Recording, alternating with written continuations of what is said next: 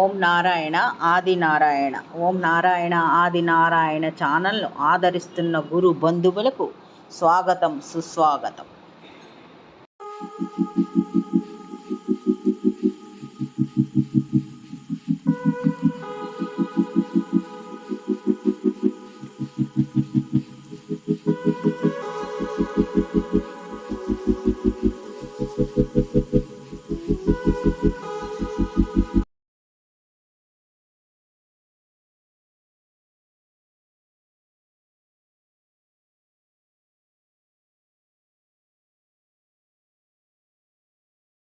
ఓం నారాయణ ఆది నారాయణ. ఓం శ్రీ భగవాన్ వెంకయ్య స్వామినే నమః. ఆశ్రిత జనరక్షకుడు, దీనజన బాంధవుడు శ్రీ భగవాన్ వెంకయ్య స్వామి వారి పాద పద్మములకు నా ప్రణామములు. సమస్త సగుణ రూప నిర్గుణ రూప గురుదేవుల పాద పద్మములకు నా నమస్సుమాంజలి. ఈనాటి దివ్యానుభవం శీర్షికలో శ్రీ భగవాన్ వెంకయ్య స్వామి వారిని బాల్యం నుంచి సేవించుకున్న శ్రీ నంది మండలం వెంకటరాజు గారు వీరి అనుభవాలు ఈనాటి దివ్యానుభవం శీర్షికలో స్మరించుకుందాం. వీరి పేరు నంది మండలం వెంకటరాజు గారు, చిలకలమర్రి గ్రామం, అనంతసాగరం మండలం. వీరు బాల్యం నుంచే శ్రీ భగవాన్ వెంకయ్య స్వామి వారిని చూశారు, భగవాన్ వెంకయ్య స్వామి వారిని సేవించుకున్నారు. వీరి ఊరికి వచ్చేవారు, ఎప్పుడు వీరి ఇంట్లో విడిది చేస్తూ ఉండేవారు. వీరి ఇంట్లో శ్రీ భగవాన్ వెంకయ్య స్వామి వారి దుని వేస్తూ ఉండేవారు. వీరి ఇంట్లో ఉన్నప్పుడే ఆ ఊర్లో ఉన్న వాళ్ళంతా వచ్చి స్వామివారిని దర్శించుకుంటూ ఉండేవారు. వీరు చెప్పిన వివరాలు ఏమిటంటే, ఎవరైనా ఆరోగ్యం బాగులేదని స్వామివారి దగ్గరకు వస్తే వారు కట్టుకున్న పంచె చించి వారి చేతికి ఇచ్చేవారని, వచ్చిన వాళ్ళకి ఇచ్చేవారని, మెడలో మాలగా వేసేవారని చెప్పారు. అంతేకాకుండా గ్రామస్తులు, అక్కడ ఉన్న గ్రామస్తులు స్వామివారికి బెల్లం, పెసలు మొదలైనవి ఏమైనా స్వామివారికి వచ్చి సమర్పించుకునేటప్పుడు స్వామివారు ఇలా రాసేవారట: 10,000 మణుగుల సృష్టి వజ్రకరూరు అని సృష్టి చీటీలు రాసి వారికి ఆశీర్వాద సూచకంగా ఇచ్చేవారు. తర్వాత వీరు ఈ చిలకలమర్రి వీరి గ్రామంలో ఉన్న దుర్గమ్మ కొండను చూసి ఇక్కడ రాక్షస పట్టు ఉంది అని చెప్పేవారట. అక్కడ ముళ్ళ చెట్లు అవి ఉన్నాయన్నమాట. ఆ తర్వాత వీరు చెప్పిన ఇంకొక విషయం ఏంటంటే, శ్రీ భగవాన్ వెంకయ్య స్వామి వారు ఊరు ఉత్తరంగా పెరుగుతుందని చెప్పేవారు. అదే విధంగా వీరి గ్రామం ఉత్తర దిశగా పెరిగింది అని చెప్తారు వీరు.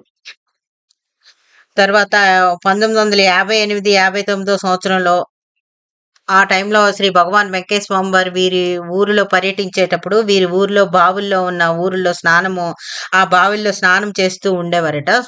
భగవాన్ వెంకయ్య స్వామి వారు స్నానం చేసేటప్పుడు ఎవరిని దగ్గరికి రానిచ్చేవారు కాదు. ఆ బావిలోని అంటే నీళ్లలో వెలగలో పడుకోవడం, బావిలో దిగి స్నానం చేస్తూ ఉండేవారు. వెంట ఎవరిని రానిచ్చేవారు కాదని వీరు అనుభవాలు పంచుకున్నారు. ఒకసారి వీరింటికి చాలా మంది శిష్యులతో, ఒక 10-15 మంది శిష్యులతో వీరి ఇంటికి వచ్చారు. అప్పుడు వీరి ఇంట్లో అన్నం లేదు. అప్పుడు వీరు అంతా కంగారు పడుతున్నారు. స్వామి అన్నం లేదు ఎలాగా అంటే, అన్నం ఉందిలే అమ్మా అని చెప్పారు. అంటే ఈ లోపునే వాళ్ళ ఊర్లో వాళ్ళ పొలంలో పని వాళ్ళ కోసమని తీసుకెళ్లిన అన్నం పని వాళ్ళు రాకపోవడంతో ఆ అన్నం కూరలు అన్ని వెనక్కి తీసుకొచ్చారు. ఆ తీసుకొచ్చిన అన్నం అందరికీ సరిపోయింది. ఆ విధంగా స్వామివారి ముందే అన్నం ఉంది అని చెప్పారు వీళ్ళకి. అప్పుడు వీరికి అర్థం అవ్వలేదు, స్వామివారు ఇంత ముందుగా ఎలా చెప్పారు అని అనుకున్నారు. అంటే వీరు చిన్నతనంలో ఉన్నారు, వీరికి అర్థం కాలేదు. ఒకసారి వీరికి చెప్పారు శ్రీ భగవాన్ వెంకయ్య స్వామి వారు ఈ నందిమండల వెంకటరాజు గారికి, నీకు 80,000 సర్కార్ వాళ్ళు నీకు డబ్బులు ఇస్తారు, నీకు సర్కారు వారు ఇస్తారు అని చెప్పారనమాట. అది కొన్ని సంవత్సరాల ముందు చెప్పారు. అప్పుడు వీరు అడిగారు, ఎందుకు స్వామి నాకు ఇస్తారు అంటే, ఇస్తారులే అని స్వామివారు చెప్పారు. ఆ తర్వాత కొన్ని సంవత్సరాల తర్వాత వీరు గ్రామంలో బెల్లం తయారు చేసే మెషిన్ పెట్టారు. దానికి వాళ్ళ గవర్నమెంట్ నుంచి వీరికి సాగు చేయుటకు, బెల్లం తయారు చేయుటకు 80,000 రూపాయల లోను వచ్చింది వీరికి. ఈ విషయము వీరికి కొన్ని సంవత్సరముల ముందే శ్రీ భగవాన్ వెంకయ్య స్వామి వారు వీరికి చెప్పారనమాట. అప్పుడు వీరికి అర్థమైందనమాట. 80,000 లోన్ వచ్చినప్పుడు అప్పుడు స్వామివారి మాటల్లో పరమార్థం అప్పుడు అర్థమైంది. అప్పుడు వీరికి తెలిసిందనమాట స్వామివారి మహిమ ఎంతటితో మరొకసారి తెలుసుకొని వారు పారవశ్యం చెందారు.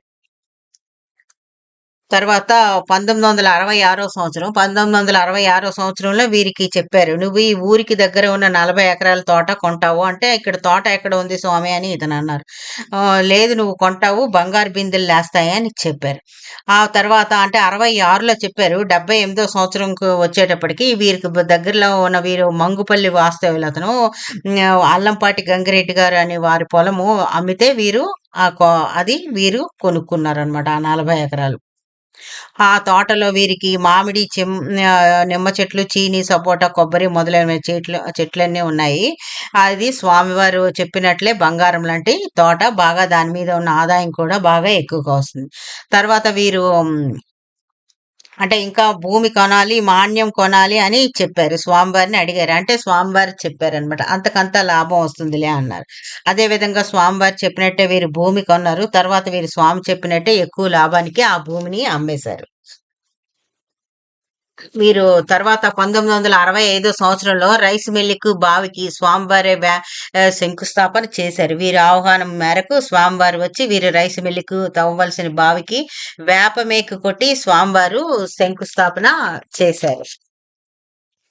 బావిలో నీరు పుష్కలంగా పడ్డాయి. 69వ సంవత్సరంలో ఈ స్వామివారిని వీరు 1969 సంవత్సరంలో స్వామివారిని వీరులు రైస్ మిల్లు ప్రారంభోత్సవానికి రమ్మని పిలిచారు. కానీ స్వామివారు నేను ఇప్పుడు రాకూడదని అతను వేసుకునే స్వామివారు ధరించే షర్ట్ వీరికిచ్చి ఇది పెట్టుకొని నువ్వు శంకుస్థాపన చేసుకో, ప్రారంభోత్సవం చేసుకో, రైస్ మిల్లు ప్రారంభోత్సవం చేసుకో అని పూజలే పెట్టుకొని ఈ చొక్కా పెట్టుకొని పూజ చేసుకో అని చెప్పారు. వీరు అదే విధంగా ఆ స్వామివారి చొక్కా పెట్టుకొని పూజ చేసుకొని ప్రారంభోత్సవం రైస్ మిల్లు ప్రారంభోత్సవం చేసుకున్నారు.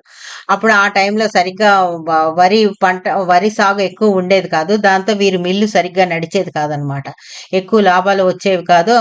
దాంతో వీరు 73, 74 సంవత్సరంలో స్వామివారికి మిల్లు గురించి చెప్పారనమాట. స్వామి మిల్లు నడవడం లేదు ఎలాగా అంటే, ఆ మిల్లు నువ్వు అమ్మవద్దు, మిల్లు ఉంటే దొరబిడ్డ అంటారు. సోమశిల తిరుపాలరెడ్డి ఆశ్రమం నుంచి చిట్టుగుంటుపల్లి మీదుగా మీకు నీళ్లు వస్తాయి, ఇబ్బంది లేదు, నువ్వు మిల్లు అమ్మవద్దు అని చెప్పారు. అదేవిధంగా 75 సంవత్సరం వచ్చేటప్పటికి సోమశిల ప్రాజెక్టు నీరు వచ్చి గ్రామం పరిసర గ్రామాల్లో అంతా వరి పైరు ఎక్కువ సాగుకు వచ్చింది. దాంతో వీరు మిల్లు లాభాలతో నడిచింది. తర్వాత వీరు స్వామివారిని ఎప్పుడు దర్శించినా స్వామివారికి 100 రూపాయలు, 50 రూపాయలు అలా దక్షిణ పెట్టి వస్తూ ఉండేవారు అనమాట. ఒకసారి స్వామివారి వీరికి వీరికి అంటే నందిమండల వెంకటరాజు గారికి 10వ చూపులో భాగం ఉంది అని ఒక చీటీ రాయించి, ఆశీర్వాద చీటీ రాయించి వీరికి ఇచ్చారనమాట. తర్వాత వీరు చెప్పిన ఇంకొక సంఘటన, స్వామివారికి ఆరోగ్యం బాగోలేదని వీరికి తెలిస్తే వీరు తండ్రి, తల్లి అంతా కలిపి వెళ్ళారు. అప్పుడు స్వామివారు స్పృహ లేకుండా ఉన్నారు. అలా 3 రోజులు ఉన్నారనమాట. 3 రోజుల తర్వాత స్వామివారు కోలుకున్నారు. అప్పుడు అడిగారు, "స్వామి మేము చాలా భయపడ్డాం. మీరు చనిపోతారేమో అనుకుంటే ఎక్కడికయ్యా పోయేది, ఆ లోకంలో ఉండలేదా" అని స్వామివారు వీరితో చెప్పారు.